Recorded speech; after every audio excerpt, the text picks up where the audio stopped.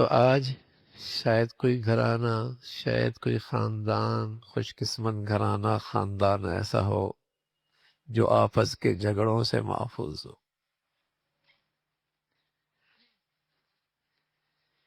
اور یہ آپس کے جھگڑوں کی بنیاد شریعت کو نظر انداز کرنا ہے۔ عام طور پہ جو خاندانی جھگڑے ہیں اس کی ایک بڑی وجہ شریعت کے اس ہدایت کو نظر انداز کرنا ہے۔ پیارے رسول صلی اللہ علیہ وسلم فرمایا کرتے تھے تعاشروا کالاخوان وتعاملوا کالاجانب، تم آپس میں رہو تو محبت اور پیار کے ساتھ، بھائیوں کی طرح، پیار اور محبت کے ساتھ بھائیوں کی طرح اکٹھے رہو۔ لیکن جب کوئی معاملہ کرنے لگو، جب بات معاملات کی آ جائے، کاروبار کی آ جائے، لین دین کی آ جائے، پھر تم اسے ایسا دستاویزی نظام بنا لو، اسے ایسا لکھ پڑھ لو، ایسا اہتمام کر لو جیسے کسی اجنبی کے ساتھ معاملہ کر رہے ہو۔ یہ کتنی بڑی ہدایت ہے۔ ہوتا کیا ہے، بیٹا کاروبار میں شریک ہے، کچھ طے نہیں کہ اس بیٹے کا باپ کے ساتھ کاروبار میں کیا حیثیت ہے۔ یہ پارٹنر ہے، یہ ملازم ہے، کوئی چیز طے نہیں۔ زندگی گزر رہی ہے، جو اسے ضرورت ہوتی ہے وہ اٹھا لیتا ہے، اپنی خواہشات میں اس میں سے خرچ کر لیتا ہے۔ سالہ سال گزر جاتے ہیں، دوسرا بھائی بھی اس کاروبار میں آ جاتا،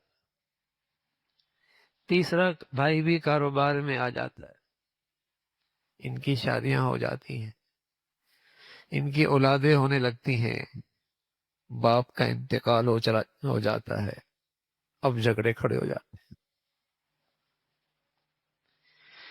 ایک کہتا ہے میں تو 40 سال سے کاروبار میں تھا، ایک کہتا ہے میں بھی 20 سال سے کاروبار میں تھا، ایک کہتا ہے میں بھی 10 سال میں تھا، اب جھگڑے کھڑے ہوتے ہیں۔ اور ایسے جھگڑے کھڑے ہوتے ہیں کہ یہ بھائی جب ان سے کہا جاتا میاں معاملات طے کر لو تو کہتے بھائیوں میں کیا معاملات طے ہوتے، اور آج ایک دوسرے کا چہرہ دیکھنے کے لیے تیار تھی، ایک دوسرے کا منہ دیکھنے کے لیے تیار نہیں ہے۔ کیا بھائی، کیا بہن، کیا باپ، کیا بیٹا، شریعت کو بھول گئے نا۔ شریعت کے پیغام کو نہ دیکھا، نہ سنا، نہ سیکھا، نہ پوچھا کہ اس موقع پہ کیا کرنا چاہیے۔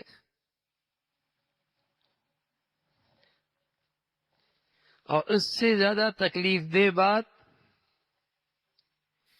کہ ایک بھائی دوسرے بھائی کا نہ حق کھا رہا ہے، حرام کھا رہا ہے، نہ انصافی کر رہا ہے، ظلم کر رہا ہے۔ نمازیں بھی چل رہی ہیں، روزے بھی چل رہے ہیں، حج بھی چل رہے ہیں، لیکن یہ معاملات کی ایسی کوتاہی ہے جس نے ساری دینداری صاف کر دی۔ رسول اللہ صلی اللہ علیہ وسلم فرمانے لگے یہ آپس کا جھگڑا کیا ہے، الحالقہ، یہ تو موڑ دینے والا ہے، کوئی دین نہیں باقی رہتا، سارے دین کے نور صاف ہو جاتا۔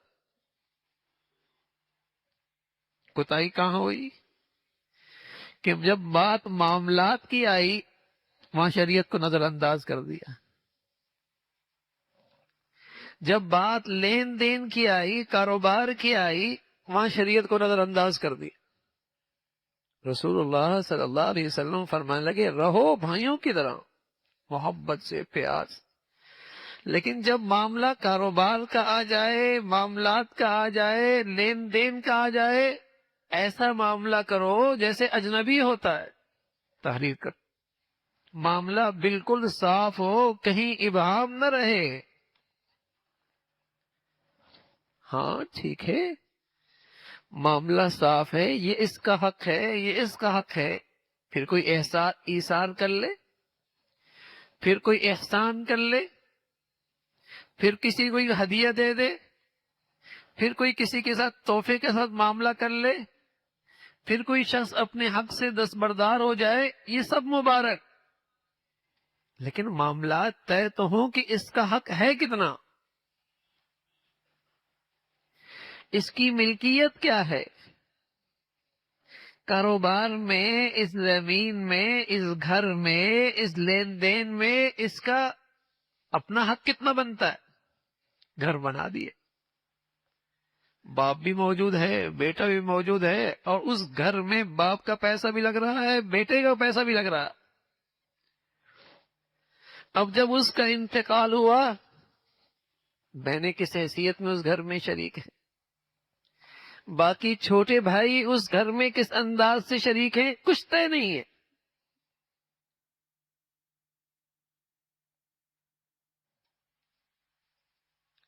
ساری زندگی جھگڑوں میں گزرتی ہے، پھر بلکہ پھر نسلیں اس جھگڑوں کو بھگتتی ہیں۔ نہ صرف جھگڑے میرے عزیزوں، ظلم ہو رہا ہوتا ہے، لقمہ حلال نہیں رہتا، انصاف نہیں ہے لین دین میں، یہ طے نہیں ہے کہ اس کی ملکیت کیا ہے۔ رسول اللہ صلی اللہ علیہ وسلم فرمانے لگے، ہم تمہیں بتائیں ایسا عمل جو نفلی روزوں سے بڑھیا، نفلی نماز سے بڑھیا، نفلی صدقے سے بڑھیا۔ یا رسول اللہ، فرمایا اصلاح ذات البین، آپس میں دل جڑی ہوئی ہو، آپس میں صلح صفائی کے ساتھ زندگی گزر رہی ہو، وفساد ذات البین الحالقہ، اور آپس کا جھگڑا یہ تو دین صاف کر دیتا ہے۔ غیبت ہوتی ہے، تنقید ہوتی ہے، تہمتیں لگتی ہیں، بدگمانیاں ہوتی ہیں، یہ جھگڑا کیا ہے، یہ گناہوں کی فیکٹری شروع ہو جاتی ہے۔ کوتاہی کہاں ہوئی؟ معاملات کے سلسلے میں شریعت کو نظر انداز کر دیا۔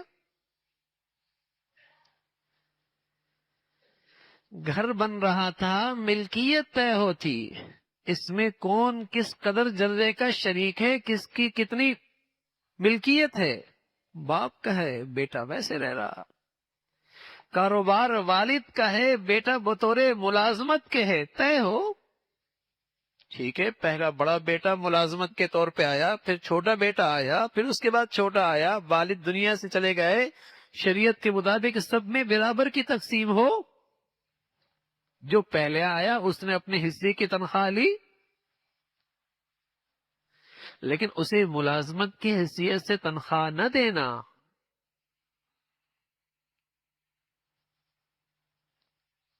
اس کی حیثیت طے ہی نہ ہونا، جھگڑوں پہ زندگی گزر رہی ہوتی۔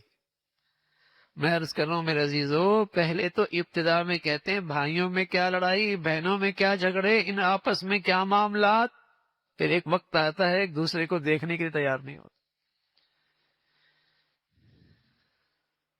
ہر خاندان کا یہی حال۔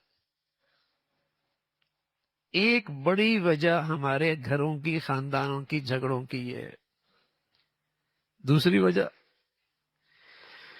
وجہ رسول اللہ صلی اللہ علیہ وسلم نے فرمایا، جانے والا جب چلا جائے تو سب سے پہلے جو کام کرنا ہے اس کی وراثت تقسیم کا، وراثت تقسیم کا۔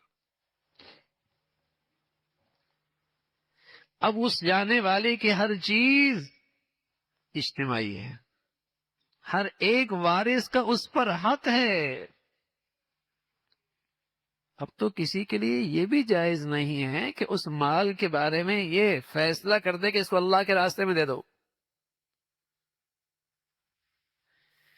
اس کے لیے ابا کے لیے صدقہ جاریہ کر دو، اس کو حق ہی نہیں ہے۔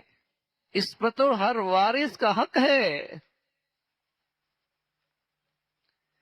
جب اللہ کے راستے میں نہیں دے سکتا تو اپنی ذات میں کیسے استعمال کر سکتا؟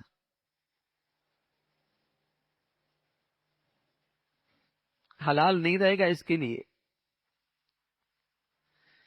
اور اس وراثت کی تقسیم میں کوتاہی ہو جاتی ہے.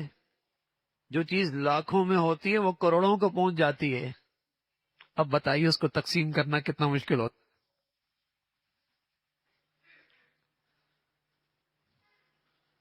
معاملہ پوتوں تک آ جاتا ہے، بات نواسوں تک پہنچ جاتی ہے.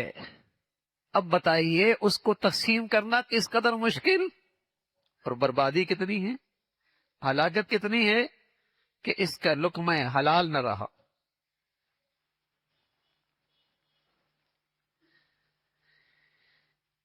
اس کا لقمہ حلال نہ رہا. کوتاہی کہاں ہوئی؟ شریعت کو نظر انداز کر دیا، وراثت تقسیم نہیں ہوئی. اور پھر جب کوئی آدمی اپنے حق کے لیے کھڑا ہوتا ہے، میرے عزیزو بتائیے وہ حق لینے والا ایسا جیسے وہ قرضہ مانگ رہا ہو. حق لینے والا یوں جیسے کوئی قرضہ مانگ رہا ہے، اس کے ساتھ وہ سلوک ہوتا ہے.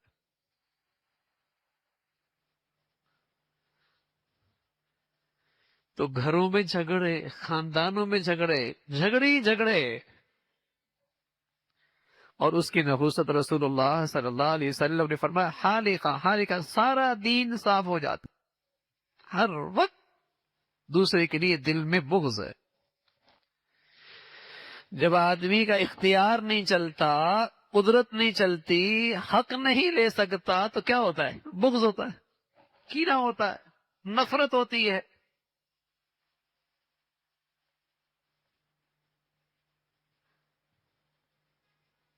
بدگمانیاں ہوتی ہیں، غیبتیں ہوتی ہیں. تو بظاہر عبادات ہو رہی ہوتی ہیں لیکن سارے معاملات خراب ہو گئے، ساری عبادات بھی ضائع ہو رہی ہے.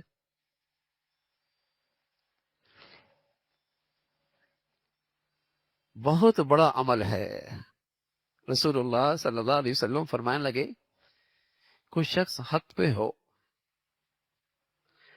اور صرف اس خیال سے کہ جھگڑا نہ ہو، لڑائی نہ ہو، اللہ کوئی پسند نہیں ہے.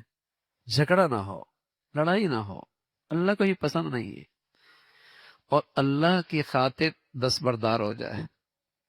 رسول اللہ صلی اللہ علیہ وسلم فرمایا میں ضمانت دیتا ہوں اسے جنت کے بیچوں بیچ محل دلاؤں گا. میں ضمانت دیتا ہوں اس لیے کہ یہ جھگڑا ختم کرنا چاہتا ہے، دستبردار ہو رہا ہے.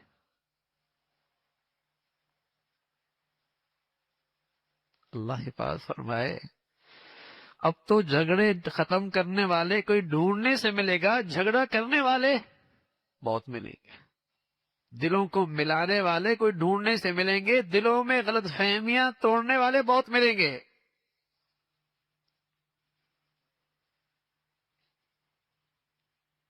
حضرت علی حجویری رحمۃ اللہ علیہ کے یہاں ایک شخص آیا، اپنے دیہات کی کینچی لے کے آیا. کہا یہ ہمارے دیہات کے ایک نایاب چیز ہے، تحفہ ہے، قبول فرما لیجیے.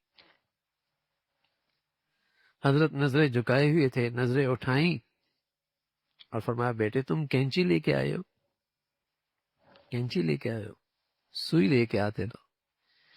اس لیے کہ ہمارا کام کاٹنا نہیں ہے، ہمارا کام تو جوڑنا ہے. اب تو طنز تنقید زبان کینچی کی طرح چلتی ہے. کتنے ہیں جن کی یہ کوشش ہوتی ہے کہ گھر جڑ جائے، خاندان جڑ جائے، مسلمان جڑ جائیں، امت اکٹھی ہو جائے. یہ فکر کتنوں کی ہے؟ ہر جگہ ہی آگ لگی ہوئی ہے.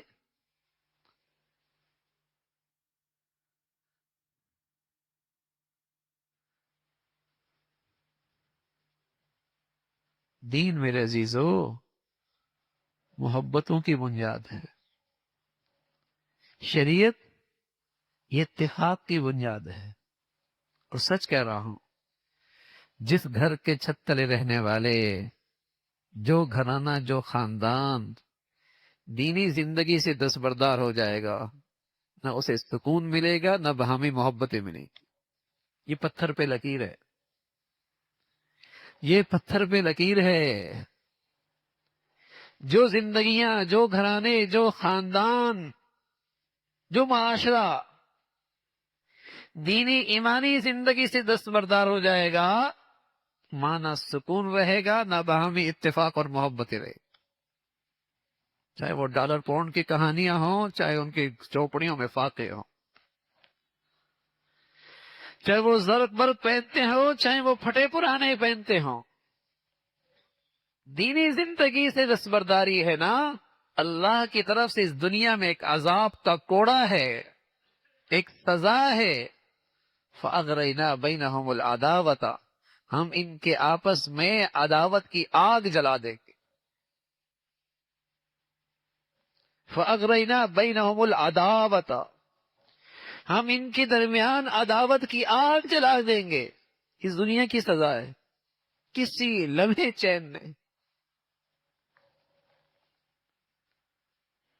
تو بہت عظیم الشان عمل ہے، نفلی نماز سے بڑھیا، نفلی صدقے سے بڑھیا، نفلی روزوں سے بڑھیا میرے عمل سے لوگوں کے دل جڑ جائے، میرے طرز عمل سے لوگ آپس میں محبتیں کرنے لگ جائے، میری زندگی سے لوگوں میں باہمی اتفاق آ جائے۔ اللہ رب العزت ایسی مبارک زندگی نصیب فرمائے۔